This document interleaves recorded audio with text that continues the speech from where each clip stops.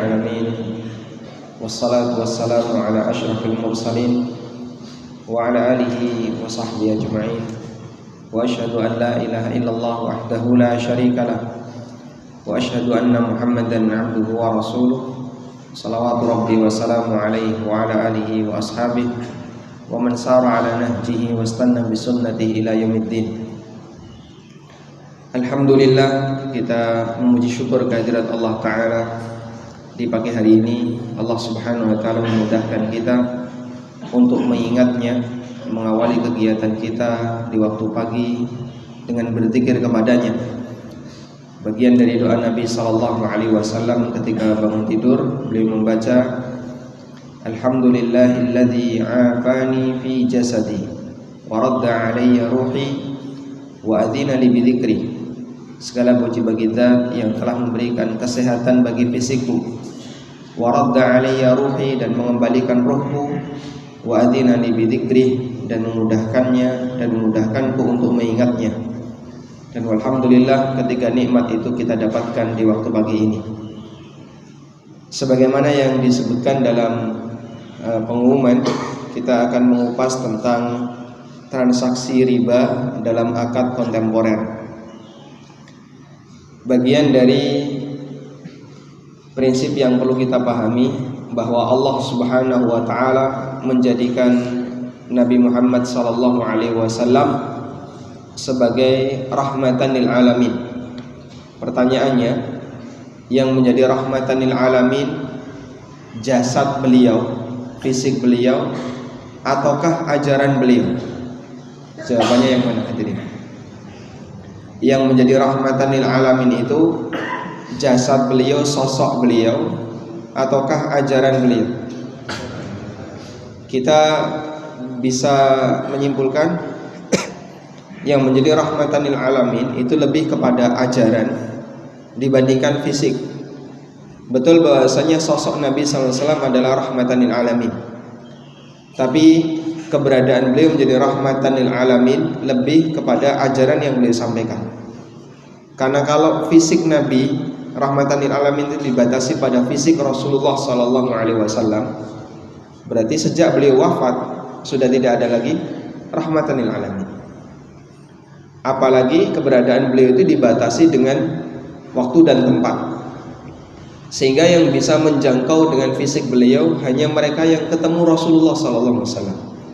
Kita yang nggak pernah ketemu beliau, waktunya jauh dari beliau, tempatnya juga jauh, termasuk nasabnya juga jauh dari beliau, tidak mendapatkan sepeser pun rahmatan dari sisi fisik beliau. Namun kita bisa mendapatkan rahmat dari keberadaan beliau melalui wahyu yang Allah Subhanahu wa sampaikan kepada beliau. Karena itulah Al-Quran dan Sunnah merupakan rahmatan lil alamin. Dan bagian dari bentuk rahmatan lil alamin dari Al-Quran dan Sunnah adalah dia bisa diimplementasikan, bisa diterapkan, relevan untuk semua kehidupan manusia, tidak mengenal batas tempat dan tidak mengenal batas waktu. Sehingga alhamdulillah, meskipun Al-Quran diturunkan 14 abad di masa silam, meskipun Al-Quran dan Sunnah Allah Subhanahu wa Ta'ala wahyukan kepada Nabi-Nya sallallahu alaihi wasallam 1400 tahun lebih di masa silam, namun masih berlaku sampai sekarang. Ada pertanyaan seperti ini ya. Kalau kita ditanya oleh seseorang ya tentang masalah keseimbangan antara dalil dan kasus. Dalil itu terbatas tapi kasus tidak terbatas. Bapak Ibu setuju nggak kayak gini? Dalil terbatas setuju tidak? Setuju ya. Karena ada sebagian orang yang tidak terima ketika disebut dalil terbatas. Oh, dalil itu tidak terbatas. Anda menyebut dalil tidak terbatas itu berbahaya.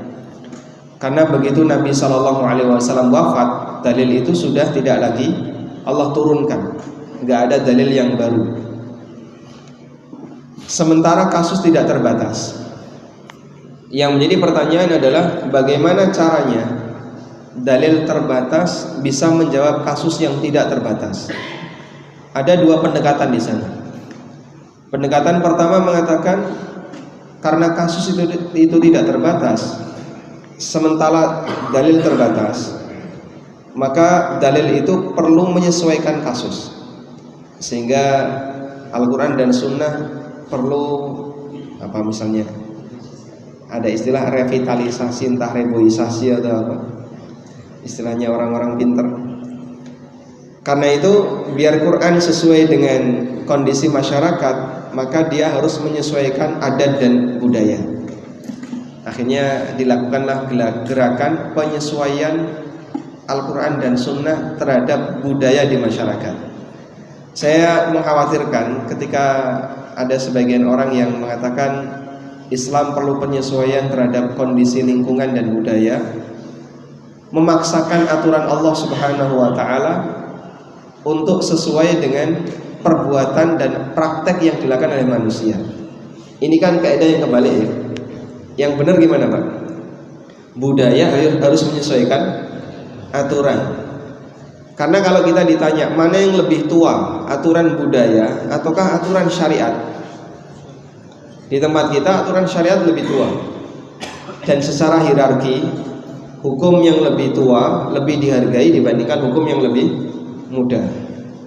Sehingga ketika terjadi benturan, budaya mengatakan A, syariat mengatakan B, mana yang lebih kita dahulukan? Menerapkan budaya dan menyesuaikan syariat agar menyesuaikan dengan budaya, ataukah sebaliknya, budaya kita sesuaikan dengan syariat sehingga yang keliru-keliru dipangkasi, kita ikuti syariat, budaya yang tidak sejalan dengan syariat kita tinggalkan. Sebagai seorang muslim tentu kita akan memilih jawaban yang kedua. Tapi kadang ada sebagian orang yang mengkampanyekan kita sesuaikan Islam itu sebagaimana budaya yang berlaku di masyarakat. Kami tidak tahu apakah gerakan Islam Nusantara itu arahnya seperti ini. Kalau betul arahnya seperti ini, berarti berangkat dari pemahaman bahwa Al-Quran dan Sunnah itu sesuatu yang sudah terlalu tua, usianya lebih dari 14 abad, sehingga sudah tidak lagi relevan dengan perkembangan yang ada di zaman saat ini. Kemudian metode yang kedua, pendekatan yang kedua adalah pendekatan yang digunakan oleh para ulama. Bagaimana menjawab dalil terbatas namun kasus tidak terbatas. Mereka mengatakan betul kasus itu tidak terbatas, tapi jenis kasus terbatas. Jenis kasus terbatas itu artinya ketika Allah Ta'ala menurunkan dalil, di saat yang sama Allah juga menciptakan kasus yang bisa dijawab oleh dalil. Selanjutnya kasus-kasus ini akan menjadi rujukan bagi semua kasus yang akan terjadi sampai kiamat. Sehingga bagian dari kesempurnaan ilmu Allah, dia tidak hanya memberikan dalil yang berlaku untuk kehidupan manusia, Allah juga menciptakan kasus pada waktu dalil ini turun yang nanti bisa dijadikan sebagai rujukan untuk semua kasus sampai kiamat. Disinilah kita bisa memahami sejarah itu berulang. Kalau dulu kejadiannya ada di zaman waktu wahyu itu turun, nanti yang sejenis dengan itu akan muncul kembali dari generasi ke generasi sampai di zaman kita. Sehingga yang beda cuma bentuknya, tapi jenisnya sama. Dari situlah kita bisa mengkiaskan, menganalogikan bentuk yang seperti ini sejenis dengan jenis A, sejenis dengan jenis B. Kemudian kita bisa datangkan dalil untuk kemudian menjawab kasus-kasus tersebut. Makanya kajian seputar masalah fikih kontemporer itu lebih banyak menggunakan dalil qiyas, lebih banyak menggunakan pendekatan analogi dibandingkan dalil nas. Kita nggak bakalan menjumpai, Pak Ustadz tolong kasih saya dalil Al-Quran dan Sunnah, apa hukumnya dropshipping. Kita tidak menjumpai teks itu dalam Al-Quran maupun Sunnah Nabi SAW. Dulu Abu Bakar itu ketika transaksi pakai marketplace atau tidak, ya tidak ada dalam Al-Quran maupun Sunnah Nabi SAW. Terus kalau misalnya kita mau membahas materi seperti ini, didekatkan kepada Al-Quran dan Sunnah, caranya gimana? Ulama punya metode yang disebut dengan metode qiyas. Ada kasus asal, kemudian di sini ada kasus cabang, ada asal, ada far', kemudian ada kesamaan illah, kesamaan latar belakang antara kasus asal dan cabang, lalu hukumnya kita samakan. Kurang lebih seperti itulah metode qiyas yang diajarkan dalam syariat kita. Sehingga kaidah yang digunakan oleh para ulama adalah jenis kasus yang terbatas bisa didekati dengan dalil, maka adanya kasus yang tidak terbatas dikembalikan kepada jenis kasus yang terbatas. Allah menjadikan Al-Quran sebagai penjelas segala masalah, sebagaimana yang Dia firmankan di surat An-Nahl ayat 89. Wa nazzalna 'alaikal kitaba tibyanan likulli syai'in wa hudan wa rahmatan wa busyra lil muslimin. Aku turunkan kepadamu Alkitab yang merupakan penjelasan untuk segala sesuatu, sebagai sumber petunjuk dan rahmat serta kabar gembira bagi orang-orang muslim. Quran itu isinya cerita guyon ataukah isinya hukum dan motivasi? Hukum dan motivasi. Sehingga Allah sebut Al-Quran itu sebagai kabar gembira bagi kaum muslimin, bukan ketika dibaca kaum muslimin terhibur, bukannya.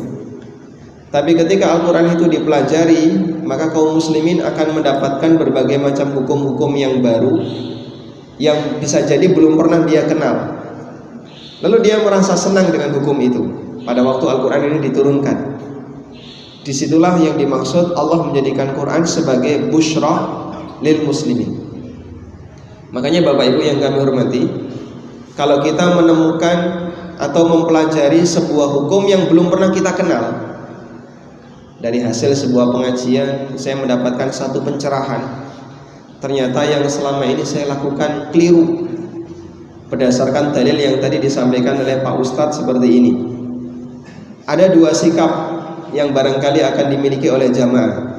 Pertama, merasa sedih atau mungkin jengkel karena tidak sesuai dengan kepentingannya. Yang kedua, merasa bahagia dan senang. Terima kasih Pak Ustadz, ternyata selama ini saya keliru, saya baru tahu, insya Allah saya tinggalkan.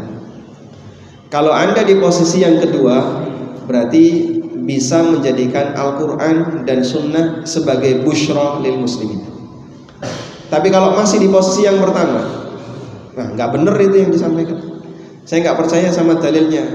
Tadi katanya surat Al-Baqarah, belum pernah saya baca, memang belum khatam ya. Sehingga dia menolak dengan berbagai macam alasan, padahal dalilnya sangat tegas, hadisnya sahih misalnya, tapi dia nggak mau menerima, mungkin karena latar belakang kepentingannya. Bisa jadi sikap seperti ini mirip seperti karakternya orang munafik di zaman Rasulullah SAW. Wa idza unzilat suratun, apabila turun kepada mereka sebuah surat, qalu ayyukum zadathum hadhi imana. Mereka mengatakan, siapakah di antara kalian yang imannya merasa bertambah? Ini sikapnya orang munafik. Fa ammal ladzina amanu fazadathum imanan wa hum yastabshirun. Adapun orang-orang yang beriman ketika turun satu surat baru, satu ayat baru, maka iman mereka semakin bertambah dan mereka semakin berbahagia. Selanjutnya hadirin, kita punya prinsip seperti ini. Allah Maha Tahu. Pertama, Allah Maha Tahu tentang semua keadaan hambanya dan semua yang mereka lakukan. Yang menjadi makhluk Allah itu manusia ataukah perbuatan manusia? Yang mana? Yang menjadi ciptaan Allah, makhluk Allah, kita sebagai manusia ataukah perbuatan kita? Jawabannya manusia. Yang benar keduanya, Pak. Jadi kita makhluk Allah, perbuatan kita juga makhluk Allah. Allah berfirman dalam Al-Quran, wallahu khalaqakum wa ma ta'malun. Allah yang menciptakan kalian dan apa yang kalian kerjakan. Ini ada di surat apa gitu ya? Wallahu khalaqakum wa ma ta'malun.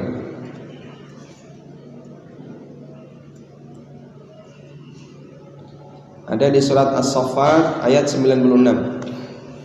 Allah lah yang menciptakan kalian dan yang menciptakan apa yang kalian lakukan.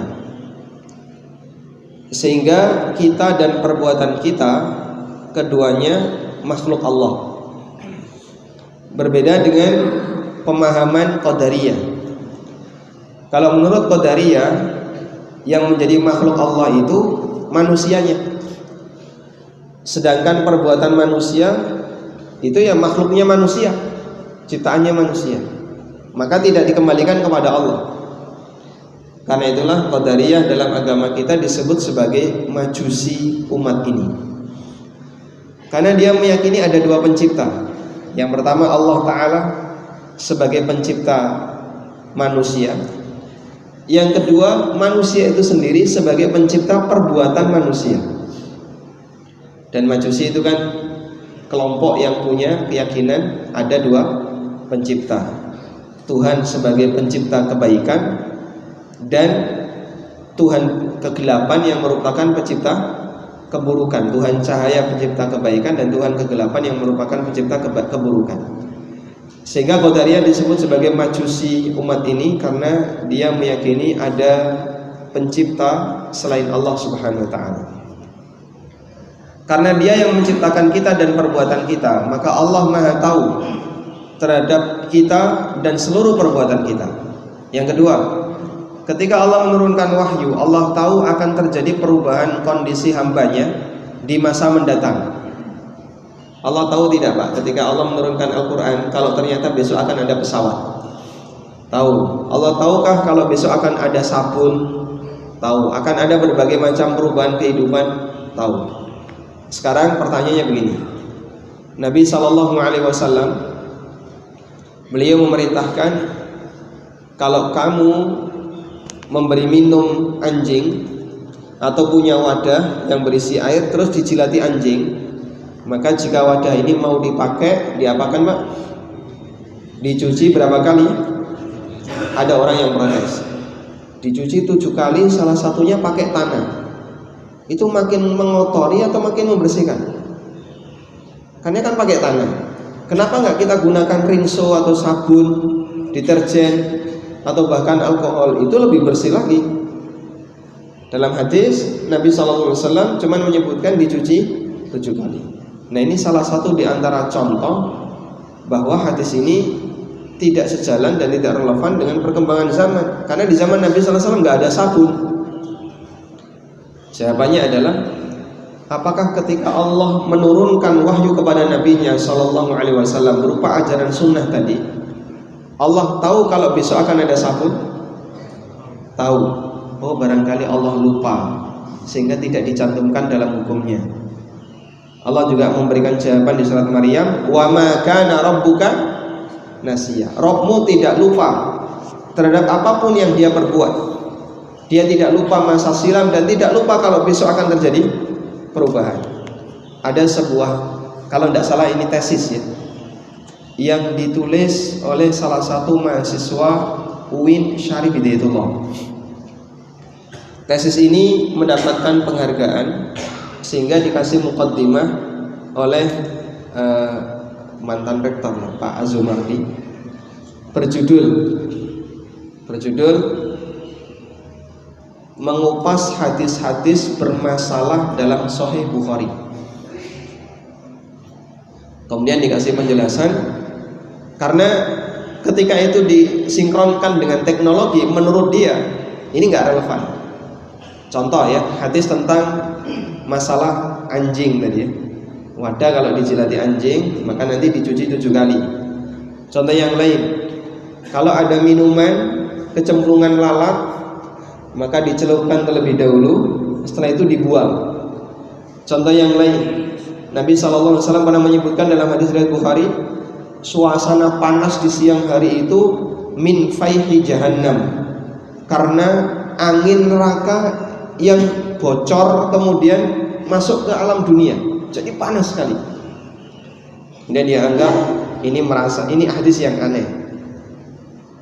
Kemudian masih beberapa disebutkan hadis-hadis yang lain.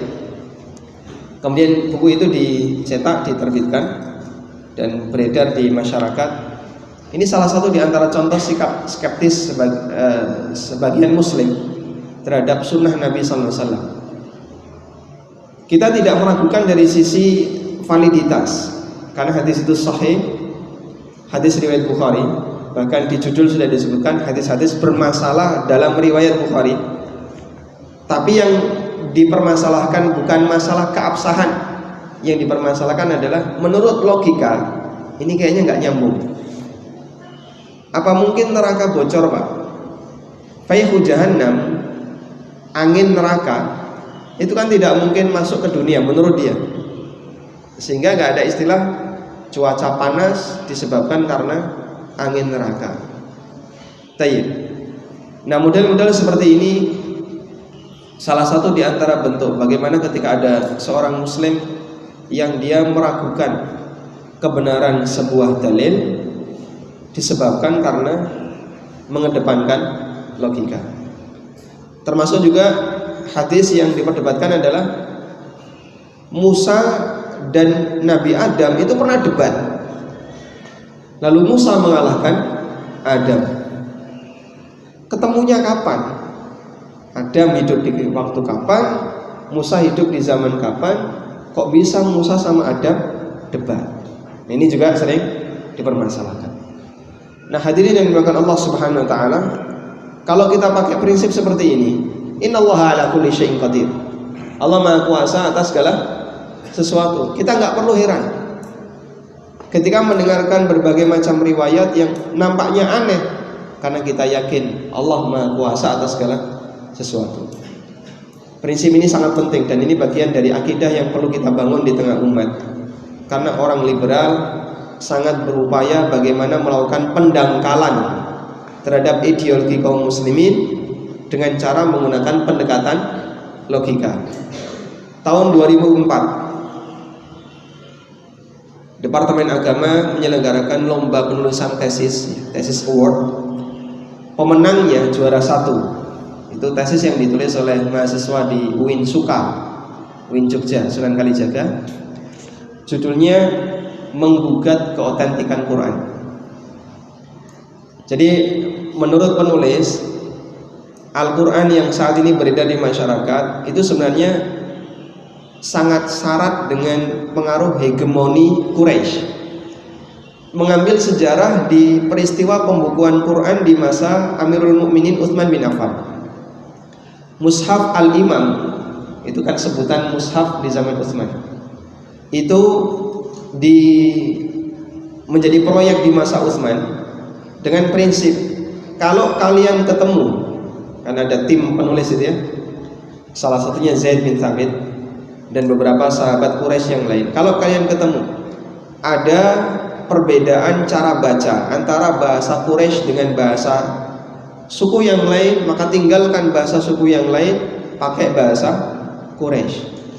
Berarti ada Quran yang hilang.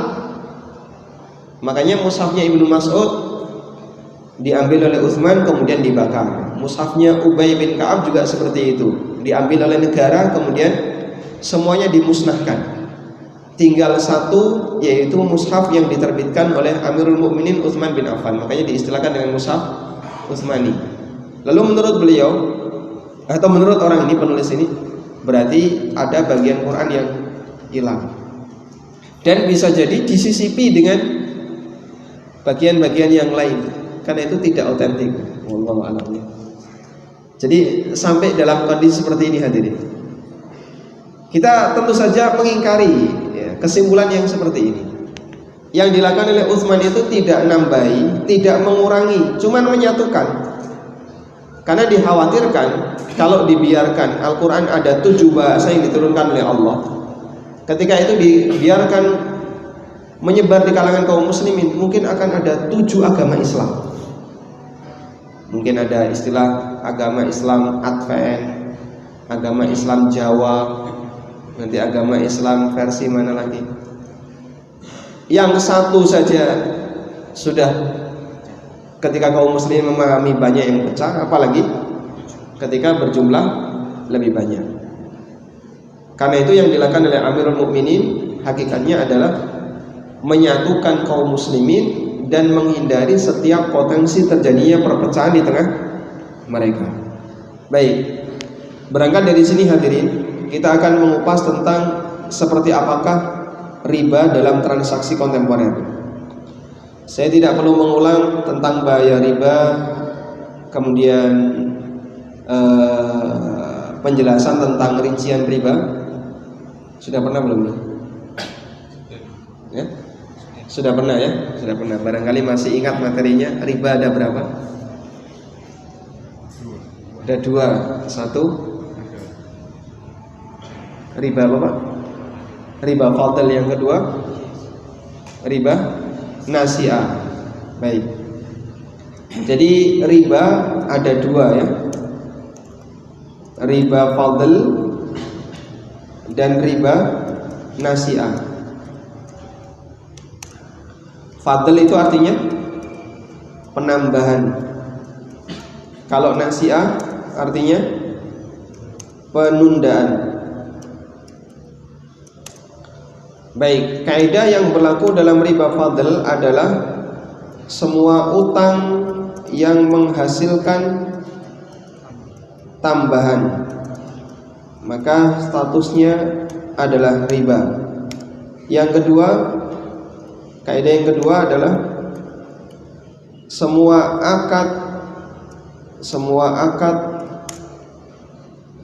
tukar menukar benda ribawi yang tidak sama kuantitas, ini juga riba. Contohnya, kalau yang pertama kita paham ya, utang 1 juta bayar sak yuta 200, maka 200 itu riba. Kalau yang kedua contohnya gimana Pak? Anda punya, ibu-ibu punya cincin emas 5 gram, dibeli waktu mantenannya tahun misalnya 90. Kemudian sekarang mau ditukar dengan cincin 5 gram yang baru. Cincin 5 gram tahun 90 dengan tahun 2019. Ketika mau ditukar sama-sama 5 gram, tombok enggak? Nombok enggak? Nombok ya. 5 gram lama plus uang 500.000 sama dengan 5 gram yang baru. Ketika ada penambahan 500.000 seperti ini, padahal sama-sama cincin 5 gram, maka adanya tambahan ini termasuk riba. 300.000 sama dengan 5 gram baru, misalnya gini ya. Di sini ada tambahan. Jadi kuantitasnya tidak sama. Ketika kuantitasnya tidak sama karena ada tambahan di sini, statusnya riba. Ini contoh riba fadl untuk kaidah yang kedua. Kemudian riba nasi'ah, yaitu riba karena penundaan, bentuknya adalah akad benda ribawi yang serah terimanya tidak seragam. Akad benda ribawi yang tidak yang serah terimanya tidak satu waktu, yang tidak seragam serah terima. Dalam arti ada sebagian yang tertunda. Contoh, Anda punya pecahan uang 100.000, mau ditukar dengan pecahan yang lebih kecil 50 dan satunya 30, satunya 20.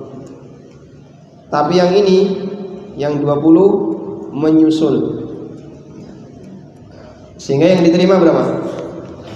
80. Yang 20 sisuk. Maka ketika ada sebagian yang menyusul, ini masuk kategori riba nasi'ah. Nggak boleh yang kayak gini ya. Baik. Wah, ini praktek di masyarakat sudah sering jamak. Kalau ini terjadi, mohon untuk dikoreksi, karena ini termasuk di antara praktek yang dilarang dalam syariat kita. Baik. Apa dalilnya? Nabi SAW menyebutkan dalam hadis riwayat Muslim, "Adzabu bidzahab wal fiddah bil fiddah, mithlan bi mithlin, ainan bi ainin." Emas kalau ditukar dengan emas, perak kalau ditukar dengan perak harus sama kuantitas dan dilakukan secara tunai. Fa idza ikhtalafatil ajnas, kalau berbeda emas ditukar dengan perak, fabi'u kaifa syi'tum, boleh ada perbedaan maka naya dan biyadin selama dari tangan ke tangan, artinya dilakukan secara tunai. Sehingga kalau terjadi seperti ini, kata kuncinya, syaratnya adalah ini dilakukan secara tunai. Baik, saya sering menemukan contoh ya. Ada orang yang utang real, ada stand mic, nggak ada. Ada orang yang utang real, misalnya 100 real, utang 100 real, boleh nggak Pak? Boleh tidak? Boleh. Tapi nanti nyaur dengan menggunakan rupiah. Berapa nilainya? Ya, wallahu alam. Pokoknya nanti dibayar di Indonesia, dikonversi saja. Misalnya sekarang 4.000 kali 100, berarti 400.000. Misalnya di sini IDR-nya 400.000. Seperti ini boleh enggak? 100 real ini diserahkan di Kornes Balad. Di mana Pak? Di Jeddah. Karena biasanya sebelum pulang kan mampir dulu di Kornes ya, untuk lempar jumroh real. Jadi ini diserahkan di Jeddah, yang ini diserahkan di Surabaya. Yang ini diserahkan di Surabaya, dan itu dilakukan dengan kesepakatan di awal. Fatwa yang disampaikan oleh para ulama, model seperti ini termasuk riba. Riba apa? Nasi'ah. Nggak boleh ya. Seperti ini dilakukan, nggak boleh. Yang benar gimana? Biar boleh.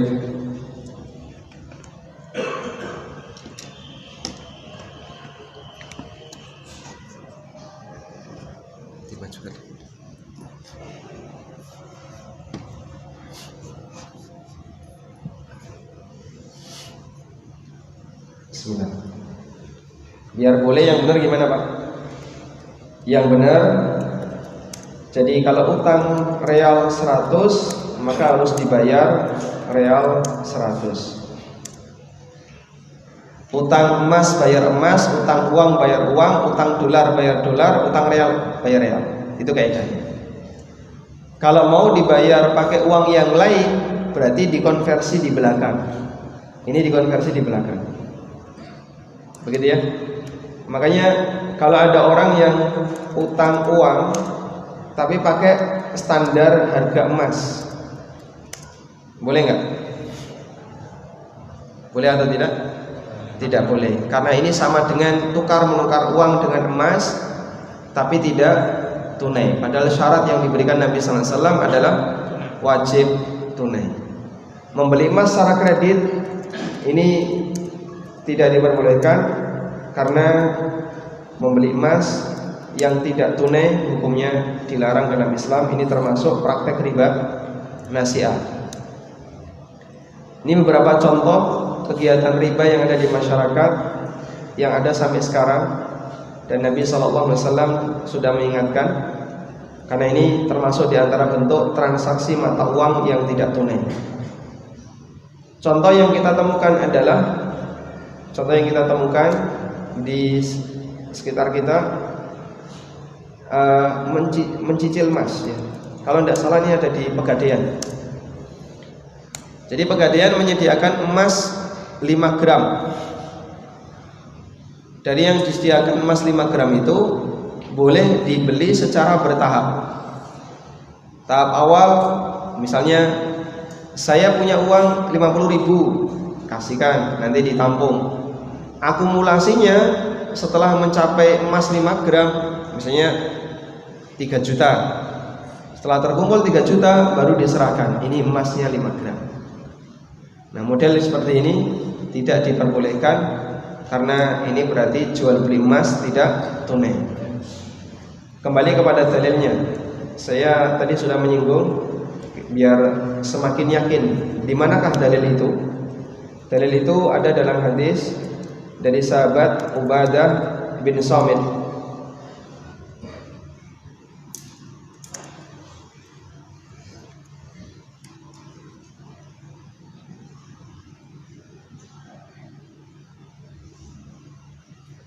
Dalam hadis dari Ubadah bin Samit radhiyallahu anhu, hadisnya riwayat Muslim. Saya ambilkan yang riwayat Muslim. Rasulullah SAW bersabda, emas ditukar dengan emas, perak ditukar dengan perak, bur dengan bur, syair dengan syair, gandum dengan gandum, kurma dengan kurma, garam dengan garam, harus semisal. Semisal itu sama kuantitas, harus yadan biyadin, dari tangan ke tangan. Fa idza ikhtalafat al-ajnas, kalau berbeda jenisnya, fabi'u kaifa syi'tum, maka boleh ada tambahan idza kana yadan biyadin, selama dari tangan ke tangan. Sehingga kalau dolar ke rupiah boleh ada selisih, namun dengan syarat wajib tunai. Ada dolar, ada rupiah. Jika tidak tunai, maka masuk dalam kategori riba nasi'ah. Contoh yang lain, trading forex.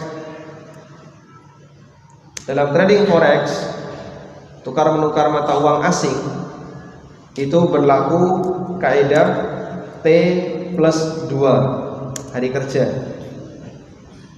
Sehingga kalau sekarang Bapak beli dolar, maka serah terimanya Ahad, libur, Senin, Selasa baru diserahkan.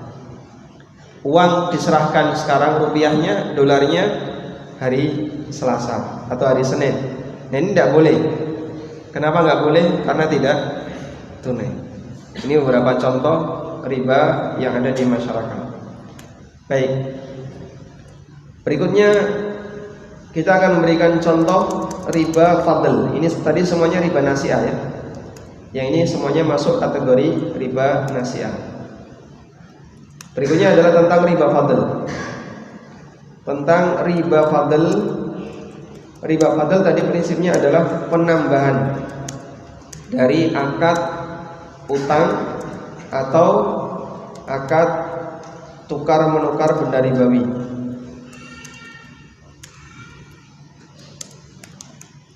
Tadi kita sudah sebutkan contohnya, 5 gram emas lama ditukar dengan 5 gram emas baru, tapi disuruh nambah 300.000. Termasuk riba fadl adalah riba karena utang piutang. Nah, sekarang ada banyak sekali lembaga yang menerbitkan e-money, uang elektronik. Ada yang bentuknya e-tol, ada yang diterbitkan oleh perusahaan yang lebih kecil, misalnya GoPay, OVO, termasuk yang diterbitkan oleh merchant yang lainnya, ada T-Cell, XL Tunai, dan seterusnya. Ini alarm Tuluk. Baik, belum boleh sholat ya. Tunggu 15 menit.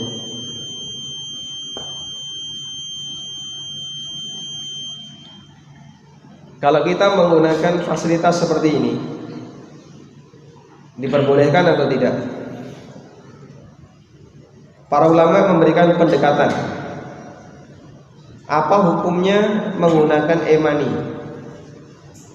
Ketika kita top up, deposit, saya biar kartu ini ada isinya, saya deposit 500.000. Nanti saya pakai untuk e-tol, atau bisa dipakai untuk parkir atau belanja dan seterusnya. Sebagian ada yang memahami top up ini statusnya adalah memberi hutang.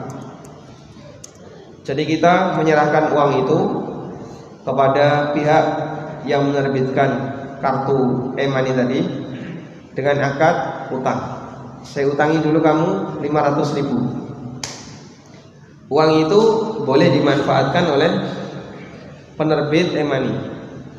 Karena akadnya utang, berarti jika penerbit ini memberikan diskon untuk layanan yang menggunakan jasa e-money, berarti kita mendapatkan manfaat dari transaksi utang. Misalnya ya, belanja di toko A, bayar pakai T-cell gratis, apa misalnya donat satu porsi atau sak kotak. Ini boleh atau tidak? Kalau pakai pendekatan ini adalah akad utang, berarti Anda mendapatkan manfaat dari transaksi utang piutang. Karena kita ngutangi pihak penyelenggara yang menerbitkan kartu tadi, kemudian kita ketika nagih mengambil utang itu ternyata dikasih hadiah. Maka jawabannya seperti ini. Jadi hadiah karena utang ada 3. Yang pertama, hadiah sebelum utang lunas. Ini dilarang ya. Sebagaimana fatwa yang pernah disampaikan oleh Ibnu Umar dan Ibnu Abbas, ada orang yang memberikan hadiah kepada orang yang memberikan utang. Kemudian kata Ibnu Umar, ruddah ilai hadiyatan au ihsibha lahu. Pilihannya adalah hadiah itu ditolak atau hadiah itu dihitung sebagai bagian dari pelunasan utang.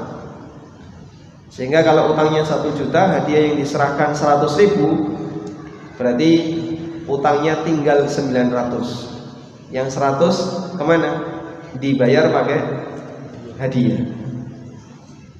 Artinya hadiah ini tidak boleh sama sekali dinikmati oleh pemberi utang. Pilihannya ditolak atau utangnya dikurangi. Yang kedua, hadiah ketika melunasi utang. Ini hukumnya boleh dengan syarat tidak dijanjikan, tidak disepakati, dan tidak diminta. Sehingga bukan atas permintaan pemberi utang, juga tidak ada kesepakatan di awal, tapi inisiatif penerima utang ini diperbolehkan. Yang ketiga, hadiah setelah utang lunas. Kalau setelah utang lunas nggak ada batasan. Anda melunasi utang hari ini, hadiahnya dikasihkan Ramadan besok, tidak masalah, diperbolehkan. Ini beberapa batasan tentang hadiah karena transaksi utang.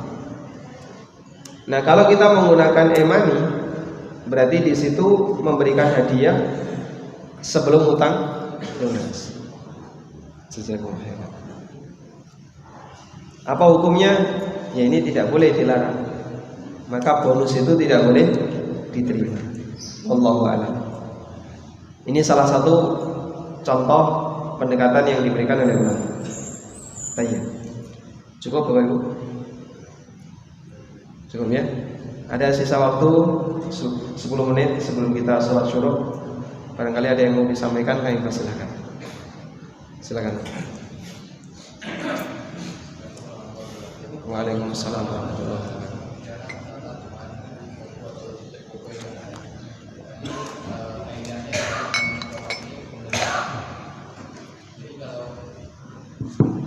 Kalau kita top up, kemudian uang kita tertanam beberapa hari, itu berarti hutang misalnya. Nah, sekarang saya balik Ustaz. Kalau kita menggunakan GoPay, katakanlah awalnya GoPay ini 0 saldonya. Nah, begitu ada program, misalnya ada diskon di mall atau di mana, kemudian kita isi GoPay sesuai dengan harga barang tersebut. Begitu kita isi, kita langsung belanja Ustaz. Kemudian kita dapat diskon. Berarti kaidah hutang ini kalau menurut saya nggak ada. Itu gimana kita menyikapinya? Terima kasih. Saya juga mendapatkan pertanyaan seperti ini sejak lama ya, dan terus terang saya nggak tahu jawabannya. Nanti mungkin bisa ditanyakan ke para asatidzah yang lebih senior. Kalau ada Ustadz Irwandi ke Surabaya, sampaikan ke beliau. Karena kalau masanya terlalu pendek, hanya dalam hitungan menit, Anda top up di jam 9 waktu pembukaan mall, berarti sudah nunggu di depan pintu sebelum mall dibuka ya. Kemudian begitu mall dibuka, kita jam 9 langsung ngisi 100.000. masuk, kemudian kita menuju ke bagian yang di situ ada diskonnya. Hanya dalam hitungan menit tidak mungkin bisa disebut utang. Karena kalau bisa disebut utang itu ketika ada jeda waktu yang memungkinkan bagi penerima untuk menggunakan dana. Kalau seperti ini gimana? Wallahu a'lam. Ada kemungkinan dia jadi boleh karena tidak bisa disebut utang, dan ada kemungkinan tetap dilarang karena tidak ada batas waktu untuk utang. Saya utang 5 menit, ada nggak? Utang duit 5 menit itu bisa nggak? Bisa? Bisa ya. Anda beli sesuatu nggak punya uang tunai, kemudian ada utang teman, lalu setelah itu telepon istrinya, tolong transfer ke nomor rekening ini 5.000 rupiah. Bisa nggak gitu? Selama masih ada sisi memungkinkan jeda waktu yang bisa disebut sebagai jeda utang secara urf, secara budaya di masyarakat, berarti tidak ada batas waktu untuk nilai masa hanya sekian menit. Tapi lebih meyakinkan nanti kalau ada guru kita Ustadz Dr. Erwandi, mungkin Bapak bisa tanyakan secara langsung kalau kasusnya kayak gini boleh atau tidak, atau Dr. Arifin Badri barangkali lebih dekatnya. Wallahu a'lam. Silakan.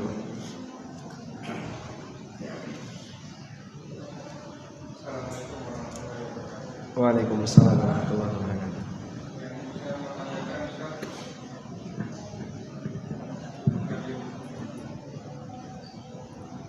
Bagaimana hukumnya menjalankan atau mengusahakan barang yang asalnya dari kredit riba gitu. Menjalankan barang yang berasal dari menjalankan barang orang lain, mengusahakan barang orang lain tapi berasal dari akad kredit gitu. Mengusahakan barang orang lain dari akad kredit, misalnya mengusahakan mobil sementara mobilnya dari leasing kredit. Ada satu kaidah kayak gini ya.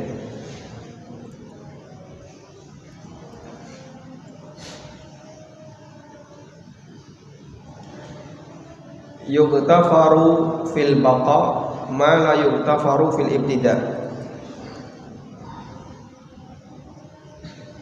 Ada kaidah yang bunyinya kayak gini. Kalau sebatas mempertahankan masih ditoleransi, tapi kalau memulai nggak ditoleransi. Artinya begini, ada orang yang sudah terlanjur kredit mobil melalui leasing, kemudian dia ngerti setelah ngaji tahu, oh ini tidak boleh, ini akad ribawi. Tapi gimana lagi sudah terlanjur. Kemudian kita diminta, Pak tolong ini dikelola, Bapak kembangkan. Boleh nggak mengelola unit ini?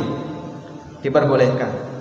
Karena transaksi itu sudah berlalu kemarin. Ini tinggal hasilnya. Selanjutnya kita mempertahankan untuk mendapatkan hasil yang lebih berkembang. Hukumnya boleh. Tapi kalau secara sengaja saya mau buka rental,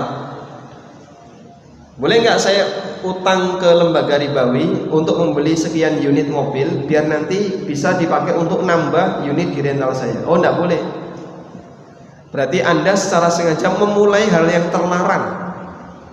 Tapi kalau ada orang yang sudah pernah melakukan hal yang terlarang terus dilanjutkan, ini boleh. Contoh yang lain ya. Ada orang yang berzina tapi tidak sampai nikah, tidak sampai hamil. Kemudian ketahuan orang tuanya, akhirnya mereka jengkel, dinikahkan. Boleh nggak? Boleh tidak? Boleh. Namun tidak boleh ada mahasiswa, mari kita bikin jengkel orang tua biar kita dinikahkan. Boleh atau tidak? Nah, itulah yang dimaksud yughtafaru fil baqa ma la yughthafar fil ibtida. Kalau melanjutkan tidak masalah, tapi kalau memulai secara sengaja seperti itu tidak boleh. Paham ya? Baik. Sehingga kita berbicara untuk orang yang sudah punya kasus, bagaimana cara solusinya. bukan memotivasi orang yang belum punya kasus agar berkasus. Kalau yang kedua ini tidak boleh. Kata Pak Ustaz, unit usaha dari hasil leasing boleh dikembangkan. Nah, berarti saya boleh dong utang leasing ribawi kemudian saya kembangkan. Ya, jangan kayak gitu. Ini tidak memotivasi kamu untuk melakukan leasing. Ada tambahan nggak ya? Kemudian hasil dari barang tadi yang sudah selesai dari ibadah, hukumnya jadinya bagaimana? Hukumnya benda halal. Mobil ini benda halal, unit ini benda halal. Dan hasil mengembangkan unit ini juga halal. Nggak ada masalah. Tapi tidak boleh secara sengaja mengawali usaha dengan cara bermasalah. Ada fatwa yang pernah disampaikan oleh salah seorang ulama tentang hukum ini, ada di web fatwa Islam Talk. Hukum menerima gaji dari hasil kerja yang dulu masuknya sogok. Banyak ini, Pak. Hah? Ada bukan banyak ya? Ada. Baik. Kalau dulu saya masuk di dinas ini dengan cara yang nyogok ya, dengan cara memberikan suap. Terus sekarang saya bekerja, saya dapat upah, saya dapat gaji. Boleh nggak saya menerima gaji itu? Pertanyaan beliau begini, gaji yang Anda dapatkan itu dari volume kerja karena Anda bekerja, ataukah karena sogok? Gaji itu karena yang mana? Karena saya bekerja ataukah karena saya nyogok? Hah? Jawabannya karena bekerja. Kalau Anda nggak pernah kerja, cuti selama 5 tahun, mungkin nggak dibayar sama dinas. Tapi karena Anda bekerja, Anda dikasih gaji. Tapi sebab Anda bisa kerja adalah karena nyogok. Karena mengingat gaji itu bukan dari hasil sogoknya, tapi dari hasil kerjanya, maka gaji itu secara zatnya halal. Namun ini bukan memotivasi orang, silahkan nyogok biar dapat kerjaan, nanti gajimu juga halal. Ini berbicara dari sisi orang yang sudah punya kasus, bukan mengajak orang untuk berkasus. Paham gitu ya? Yughtafaru fil baqa' ma la yughtafaru fil ibtida. Wallahu a'lam. Silakan. Baik Ustaz, terima kasih. Warahmatullahi wabarakatuh. Waalaikumsalam warahmatullahi wabarakatuh. Ini yang pertama Ustaz, saya ada 3 pertanyaan ini. Kan ini saya orang ketiga, dia 3 pertanyaan. Masya Allah. Titipan yang lain Pak? Yang pertama, pada waktu mukadimah tadi terkait dengan teknologi Ustaz ya. Setiap kita mau atau akan mendatangi majelis taklim atau sholat subuh berjamaah, itu kan dihitung setiap langkah kaki ya, setiap langkah kaki dihitung. Sekarang dengan teknologi kita pakai mobil, pakai sepeda motor, pakai sepeda, bagaimana cara menghitungnya? Itu yang pertama. Ya. Yang kedua terkait dengan utang. Utang ada penambahan termasuk tadi riba, ya penambahan. Bagaimanakah dengan terkait dengan bank syariah? Tuh kan ada penambahan juga. Yang kedua, yang ketiga terkait dengan atau tadi beli token termasuk e-tol dan termasuk beli tokennya PLN ya, atau bahasa humasnya pulsanya PLN. Itu kita beli dapat konversinya, bukan dapat KWH begitu. Itu ada 3. Terima kasih. Mohon maaf. Assalamualaikum warahmatullahi wabarakatuh. Waalaikumsalam warahmatullahi wabarakatuh. Yang pertama tentang teknologi. Apakah teknologi itu mengoreksi syariat? Memberikan koreksi atau tidak? Tidak ya. Baik. Kita meyakini teknologi tidak memberikan koreksi syariat, karena Allah tahu ketika Allah menurunkan wahyunya, Allah mengajarkan kepada nabinya Allah tahu besok akan terjadi berbagai macam perubahan teknologi. Selanjutnya, kalau ada kasus tadi ya, kita kalau ke masjid jalan kaki kan dihitung per langkah.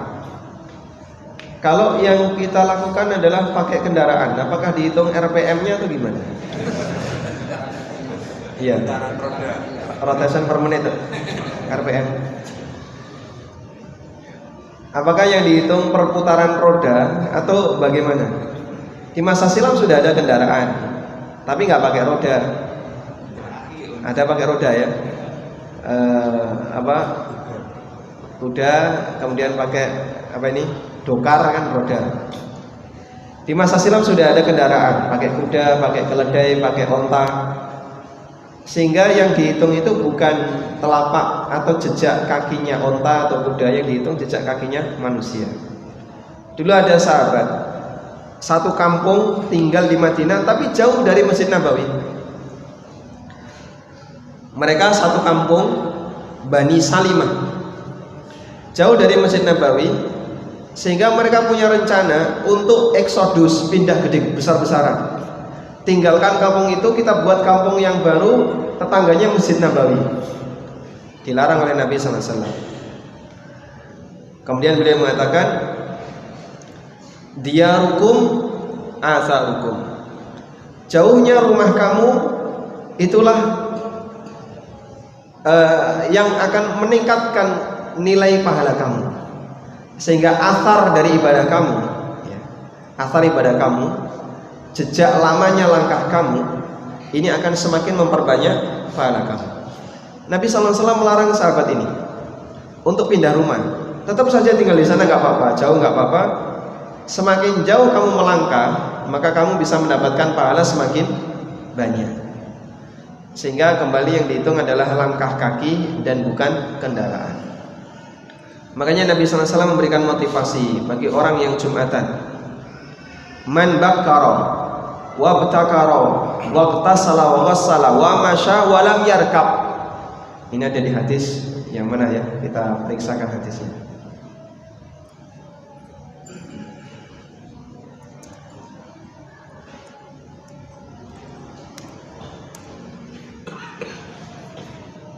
Ada di hadis riwayat Abu Dawud, Ibnu Majah, riwayat Ahmad. Coba kita buka. Siapa yang mandi Jumat, kemudian dia keramas, datang di waktu pagi, dia berjalan dan tidak naik kendaraan. Sehingga kalau naik kendaraan, keutamaan ini nggak dapat. Makanya Jumatan itu jangan jauh-jauh, Pak. Misalnya Anda mau Jumatan di Mas, otomatis harus pakai kendaraan, karena nggak mungkin jalan kaki ya.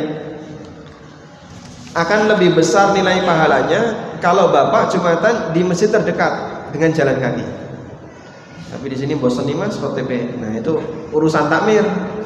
Tinggal besok saja ke takmir, barangkali Bapak takmir bisa memberikan variasi untuk tema ya.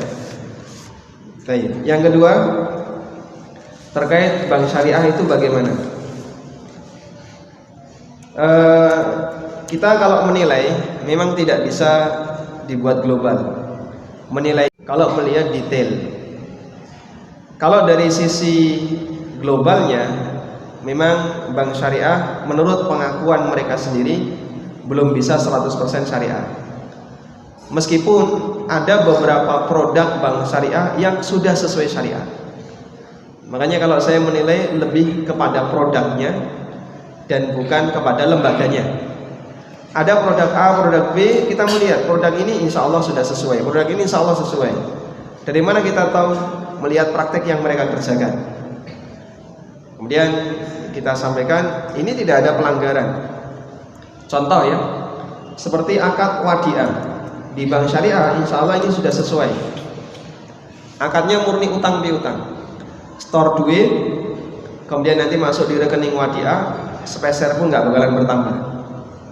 Nggak bakalan bertambah. Dan bahkan oleh pihak bank tidak dikenakan biaya admin. Jadi cuman bayar 20.000 waktu pembukaan, setelah itu uang itu la yazid wa la yanqus, nggak bertambah dan tidak berkurang. Insya Allah ini tidak masalah. Tapi untuk Produk yang lain bagaimana? Wallahu a'lam.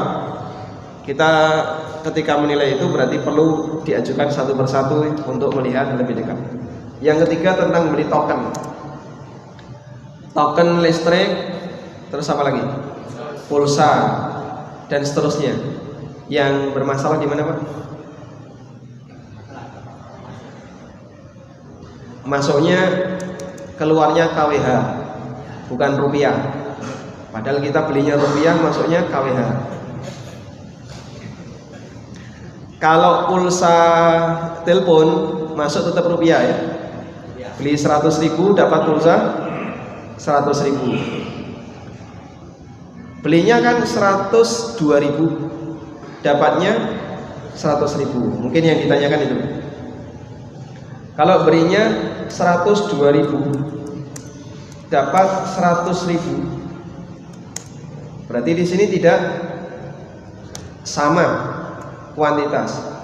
Katanya tadi riba nasi'ah itu terjadi ketika ada selisih, gini ya. Ini boleh atau tidak? Kalau ini bentuknya uang, hukumnya dilarang. Tapi yang perlu kita tahu, ini bentuknya pulsa yang kedua ini, Pak. Sehingga ketika dia bentuknya pulsa, maka ini sama dengan jual beli jasa. Ini sama dengan jual beli jasa. Pihak Telkom menjual jasa dalam bentuk pulsa yang bisa, satuannya pulsa yang bisa dipakai untuk layanan yang mereka sediakan. Sehingga ini bukan termasuk tukar menukar uang dengan uang. Ini boleh. Loh, ini kan pakai rupiah, Pak. Rupiah itu kan cuma satuan. Karena pulsa itu nggak punya satuan. Akhirnya satuannya pakai duit. Nggak ada saya mau beli pulsa seliter atau pulsa sekilo. Ada, Pak? Nggak ada ya. Bahkan bensin saja sekarang satuannya pakai duit, Pak. Cairan itu kan normalnya satuannya pakai liter, pakai satuan volume. Sekarang karena perubahan zaman, cairan dihitung satuannya pakai duit. Beli berapa, Pak? 20.000. 20.000. Kemudian 0, Pak ya. Mulai dari 0. Terus diisi. Sudah terjadi perubahan. Enggak ada orang, Mas, isi bensin 3 liter, Mas. Sudah enggak ada ya? Adanya nyebut rupiah. Sehingga satuan itu bergeser. Satuan itu bergeser dan nggak jadi masalah yang seperti ini karena kita tidak membeli uang, tapi yang kita beli adalah layanan. Bagaimana hukumnya ketika kita ingin menukar emas namun karena takut riba, maka sebelumnya kita menjual, setelah terima uang kita beli. Cara seperti ini solusinya. Kalau model tadi ya 5 gram tombok 300 dapat 5 gram yang baru, ini tidak boleh. Yang boleh gimana? 5 gram lama dijual, dapat uang. Nah, ini dipakai untuk membeli 5 gram yang baru. Caranya seperti ini yang bisa dilakukan sehingga tidak terjadi riba. Wallahu a'lam.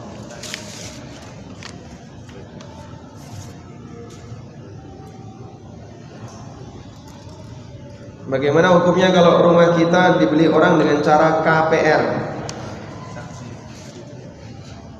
Apakah kita juga terkena ribanya?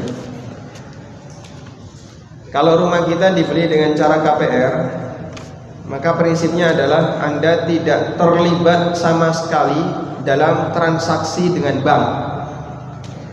Sehingga kalau diundang, Pak, minimal tanda tangan daftar hadir saja, Pak. Mohon maaf, saya tidak melayani. Pokoknya rumah ini saya jual dengan harga tunai. Terserah kamu dapat duit dari mana. Mau utang bank, utang temennya, utang orang tuanya, terserah. Yang penting kita terimanya tunai. Yang penting aku nompo tunai, kowe entuk duit kondi sakarepmu. Nah, itu boleh. Nah, itu berarti kita tidak ikut campur dengan akad yang mereka kerjakan. Apakah diperbolehkan gaji kita ditransfer via ATM? Tidak semua produk bank bermasalah ya. Saya tadi tidak mempermasalahkan banknya. Yang saya permasalahkan adalah ribanya. Andaikan ada bank yang bersih dari riba, kita sangat menerima dengan baik. Kita bisa kasih gelar Bank Thayyib, itu cah bagus. Bank Thayyib kan cah bagus ya. Kalau memang bersih dari riba. Nah, salah satu di antara produk bank yang bersih dari riba adalah menggunakan bank hanya untuk lalu lintas uang. Misalnya terima gaji atau mau ngirim duit atau untuk belanja, tidak masalah. Sebagaimana kita ngirim pakai pos, pakai Western Union, pakai kurir yang lain, pakai bank juga diperbolehkan. Apa hukumnya memakai diskon promo makanan dari GoPay? Ya, nanti masak sendiri saja ya. Jadi kita tidak perlu merasa tertarik dengan tawaran-tawaran seperti ini. Sudahlah yang model-model diskon-diskon, tapi kita nggak jelas ini boleh atau tidak, maju mundur. Nabi SAW ngasih saran, da' ma yaribuka ila ma la yaribuk. Tinggalkan yang meragukan, berpindahlah kepada yang tidak meragukan. Sehingga kita semakin yakin, saya nggak dapat makanan itu juga nggak apa-apa. Nggak bikin kita kurus kan? Walhamdulillah. Kunci kami.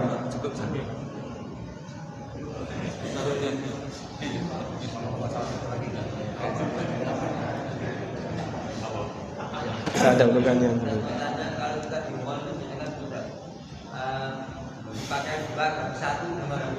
Gimana Pak? Beli 2 dapat 1. Beli 2 jangan mau Pak.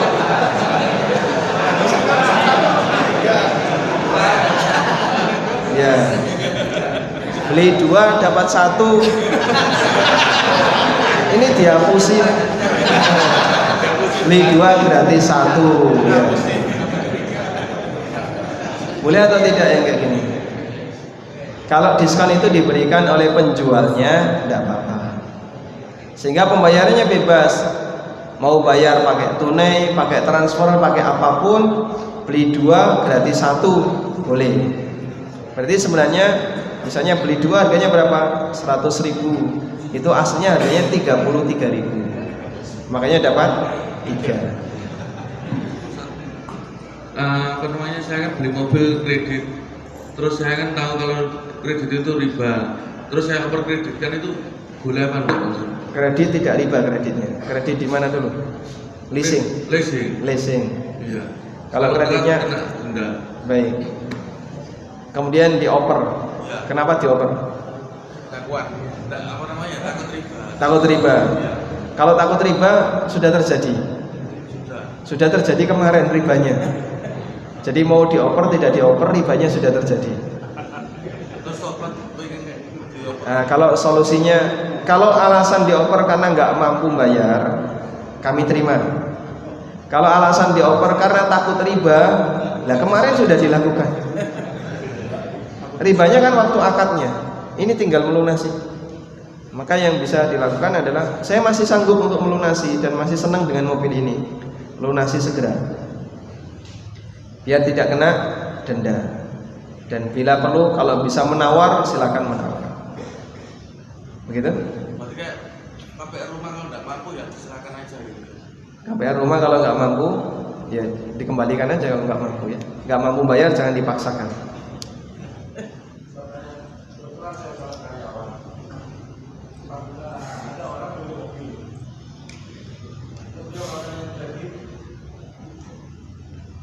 Itu saya sebagai saksi ikut tanda tangan kontrak, saya dapat insentif dari situ.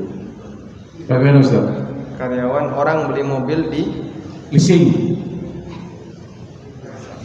Komisi kayak Saya karyawan di perusahaan penjual mobil.